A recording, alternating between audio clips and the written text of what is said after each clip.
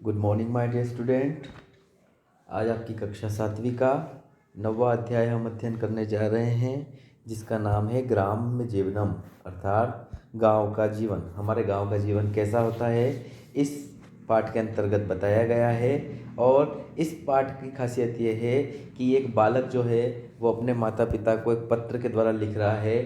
वो किसी गांव में घूमने जाता है तो वो लिख रहा है कि मैं गांव में घूमने गया था तो उसने क्या क्या देखा, क्या क्या सुंदरताएं, प्राकृतिक सुंदरताएं गांव की देखी, कैसा वार्तालाप है गांव के लोगों का, वो सब उस पत्र के द्वारा वो सूचित करता है अपने माता और पिता को। तो देखना हम शुरू करते हैं। एक ब्रैकेट में लिखा हुआ है कि पत्रवाहक द्वार घंटिकाम वादयति। वादयति, ये वादयति का मतलब होता है बजाना। द्वार घंटिका मतलब दरवाजे के बाहर जो घंटी लगी हुई थी है उसको। पत्रवाहक मतलब पत्र देने वाला या डाकिया, जिसको हम बोलते हैं पोस्टमैन। तो ये बोल रहे हैं कि पत्रवाहक अर्थात डाकिया जो है वो द्वार पर घंटी को बजाता है।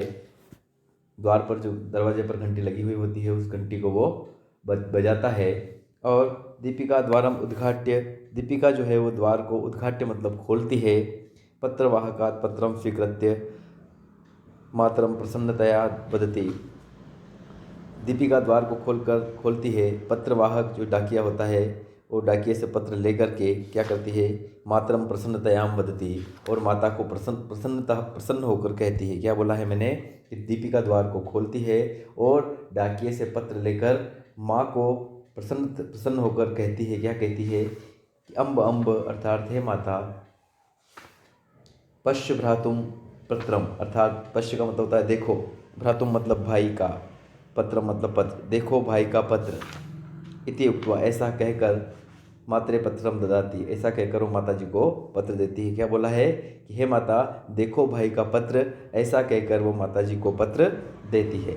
माता पत्रम पठती, माता जो है वो पत्र को पढ़ती है। अब देखना, यहाँ से हमारे पाठ की शुरुआत हो रही है।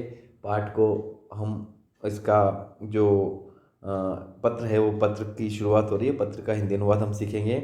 एक साइड में लिखा है आपके पुस्तक में राइट हैंड साइड पे कि छात्रावास उत्कृष्ट विद्यालय इंदौर नगरम, अर्थात किसी छात्रावास में ये बालक रह रहा है, उस छात्रावास से इसने पत्र लिखा है जो उत्कृष्ट विद्यालय का छात्रावास है और इंदौर नगर में है। नीचे दिनांक लिखी हुई है, साइड में लिखा हुआ है।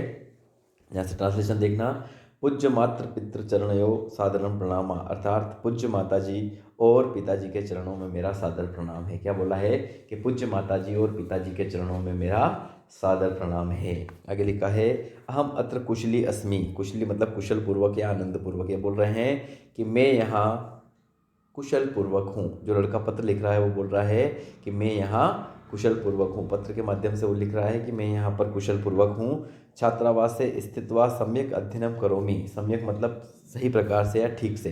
तो ये बोल रहे हैं कि छात्रावास स्थित्वा, छात्रावास में रहकर, स्थित्वा का मतलब रहकर, छात्रावास में रहकर ठीक से पढ़ाई कर रहा हूँ। क्या बोल रहा है कि छात्रावास में रहकर मैं ठीक से पढ़ाई कर रहा हूँ।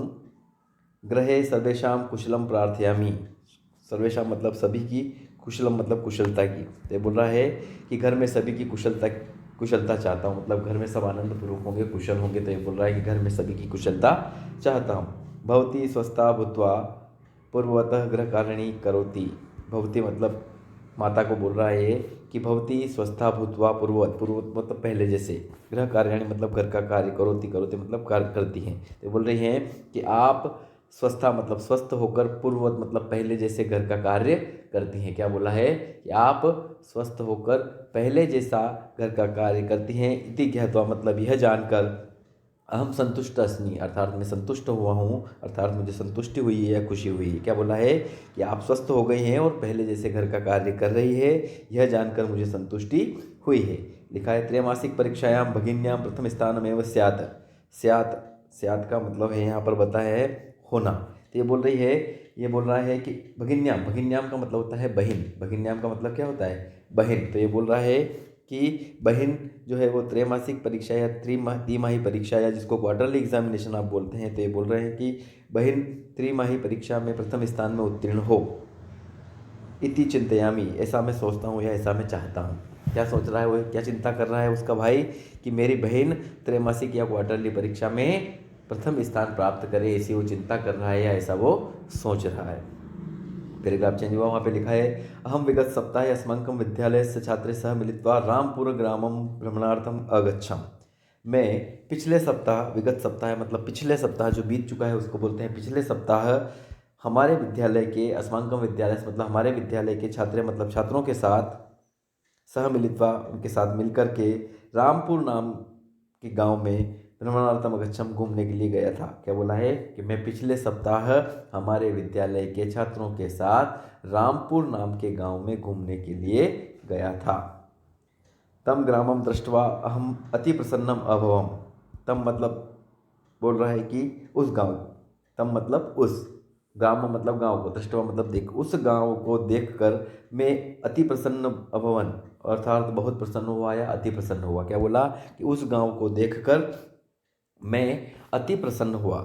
ग्रामम परितः कृषि भूमि गोचारण भूमि विभिन्न वृक्षाश्च सन्ति। ग्रामम, ग्राम मतलब गांव के, परितः मतलब चारों, वो जो रामपुर ग्राम है उसकी बात कर रहा है कि गांव के चारों ओर कृषि भूमि अर्थात खेती करने की भूमि, गोचारण भूमि मतलब गायों के चरने की भूमि या गायों को चराने की भूमि, और विभिन्न वृक्ष मतलब अनेक प्रकार के वृक्ष हैं। क्या बोला है कि गांव के चारों ओर, क्या बोला, गांव के चारों ओर खेती के लिए भूमि, गौ के चराने के लिए अर्थात गाय के चराने के लिए भूमि, और साथ ही विभिन्न प्रकार के वृक्ष उस गांव में हैं। ग्रामस्य पार्श्वे एका नदी प्रवहति। पार्श्व मतलब पास, गांव के पास में, वहती का मतलब, प्रवहति का मतलब होता है बहना।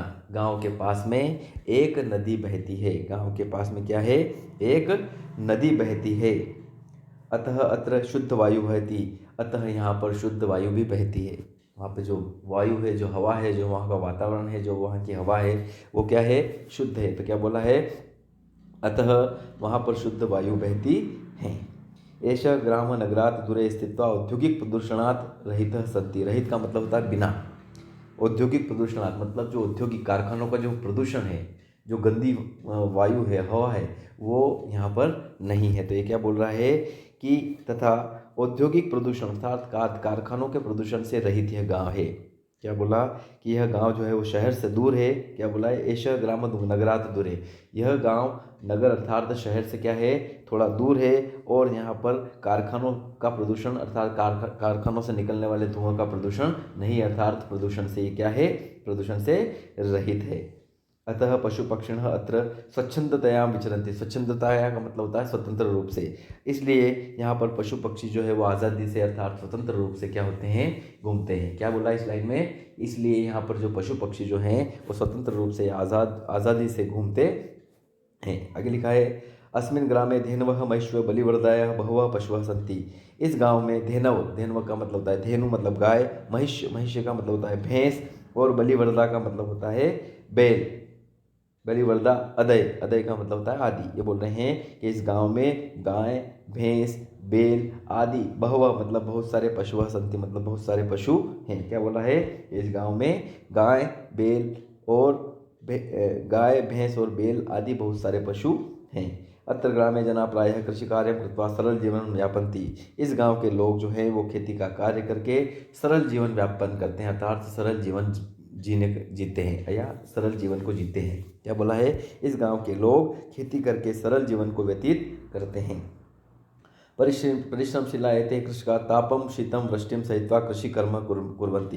परिश्रमशीला मतलब परिश्रम करके, एते कृषका मतलब यहाँ के जो कृषक हैं, जो यहाँ के खेती करने वाले लोग हैं, वो ताप, शीत और वृष्टि, ताप का मतलब होता है गर्मी, शीत मतलब ठंड, और वृष्टि का मतलब होता है बरसात, सहित्वा का मतलब होता है सहन करके। ये बोल रहे हैं कि यहाँ के जो परिश्रमी किसान हैं वो गर्मी, ठंड और बरसात को सहन करके कृषि कर्मम कुर्वन्ति, कृषि का कार्य करते हैं। क्या बोला इस लाइन में, यहाँ के जो परिश्रमी किसान हैं वे क्या करते हैं, गर्मी, ठंड और बरसात को सहन करके कृषि का कार्य करते हैं।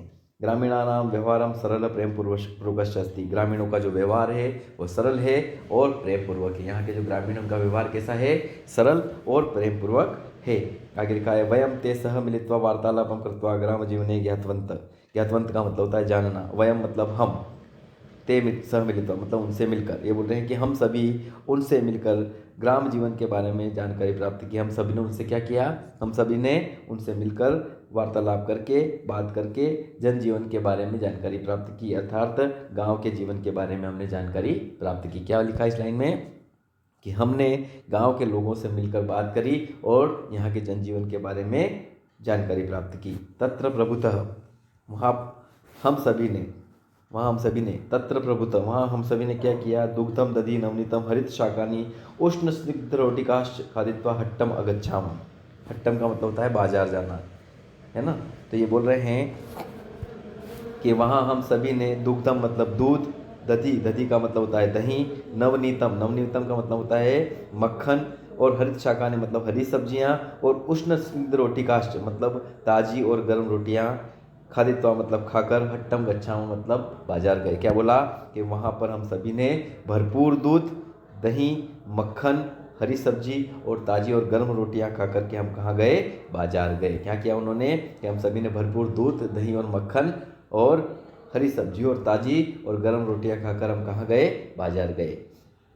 अगले पैराग्राफ में लिखा है तस्मिन् साप्ताहिक हट्टे विविधा आपणाः भवन्ति। आपणाः का मतलब होता है दुकान, और विविधा मतलब अनेक प्रकार की। साप्ताहिक हट्टे मतलब सप्ताह में एक बार जो बाजार लगता है उसको बोलते हैं साप्ताहिक हट, मतलब बाजार। क्या बोला है इन्होंने कि इन्होंने क्या लिखा है यहाँ पे कि तस्मिन् साप्ताहिक हट्टे विविधा आपणाः भवन्ति। ये बोल रहे हैं कि उस साप्ताहिक बाजार में, जो सप्ताह में एक बार जो बाजार लगता है, जो हाट लगता है, तो उस साप्ताहिक बाजार में अनेक प्रकार की, विविधा मतलब अनेक प्रकार की, आपणा मतलब दुकानें होती है। क्या बोला है, यहाँ पर जो साप्ताहिक बाजार लगता है उसमें अनेक प्रकार की दुकानें होती है। एतम हट्टम आगत्य विक्रेतारः नित्योपयोगी वस्तूनि, हस्तशिल्पकला वस्तूनि, गोधूम चणकादि खाद्य वस्तूनि, गृहोपयोगी वस्तुनिश्च विक्रीय धनम अर्जयन्ति। धनम अर्जयन्ति का मतलब धन को प्राप्त करते हैं या पैसा कमाते हैं।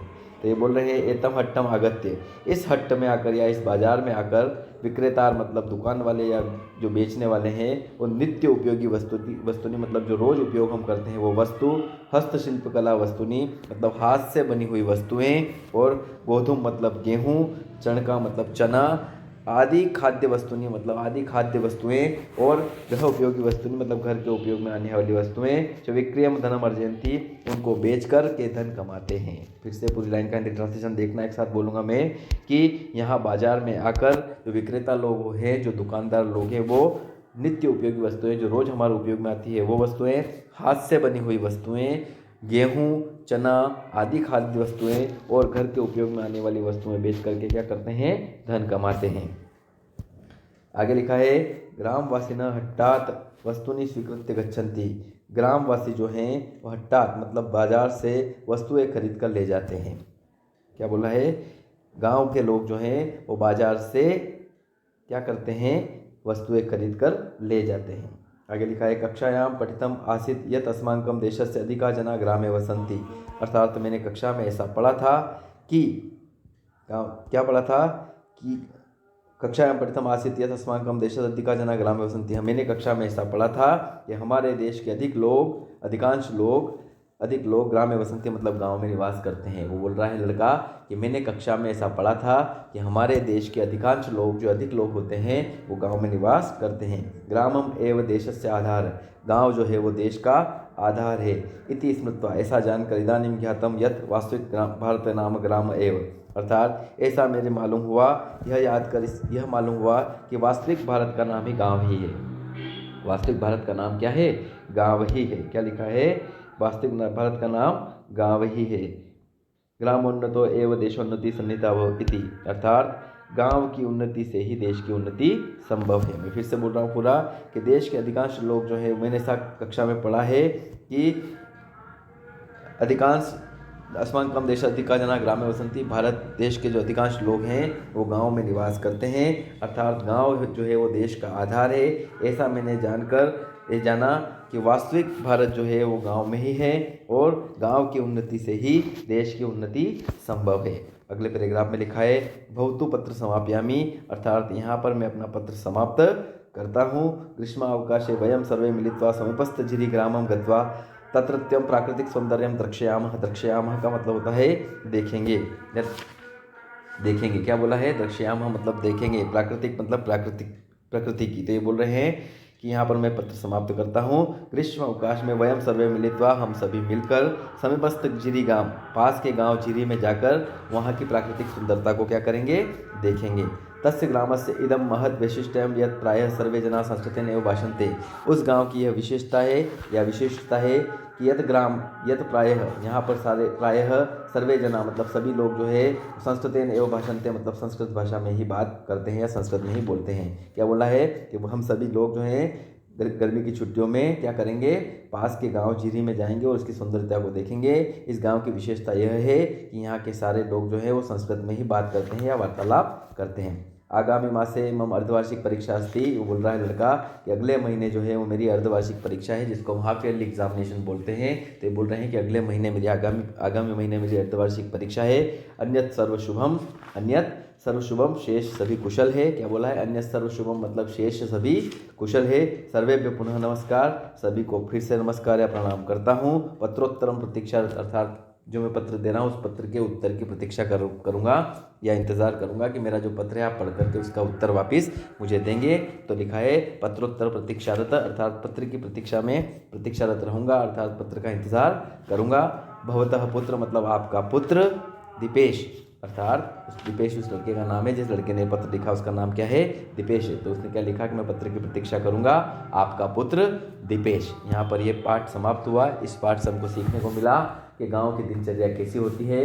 गांव में वातावरण जो है वो शुद्ध रहता है, गांव के लोग सभी मिलकर रहते हैं, अर्थात भारत की अधिकांश जनता गाँव में निवास करती है और गाँव में निवास करने के साथ साथ क्या बोला है कि भारत की जो उन्नति है या देश की जो उन्नति है वो गांव की उन्नति से ही संबंधित है। और हमारा देश जो है वो कृषि प्रधान देश है और अधिकांश लोग गांव में निवास करते हैं और खेती करते हैं। इससे हमें ये सीखने को मिला कि हमें गांव जीवन के बारे में पूर्ण जानकारी मिली और गांव के लोग कैसे रहते हैं, किसान कैसे रहते हैं, यहाँ कौन कौन से पशु पक्षी रहते हैं और दूध दही और अनेकों प्रकार की सब्जियों का यहाँ पर निर्माण होता है। और यहाँ के लोग प्रायः स्वतंत्र रूप से रहते हैं और सरल जीवन व्यतीत करते हैं। यहाँ पर हमने पाठ सीखा, गांव के जीवन के बारे में समझा। यहाँ पर हमारा पाठ समाप्त होता है। मैं आशा करता हूँ कि पाठ आपको समझ में आया होगा और इसके प्रश्न उत्तर आपको PDF से भेज दिए जाएंगे। Thank you, have a nice day, goodbye my dear student.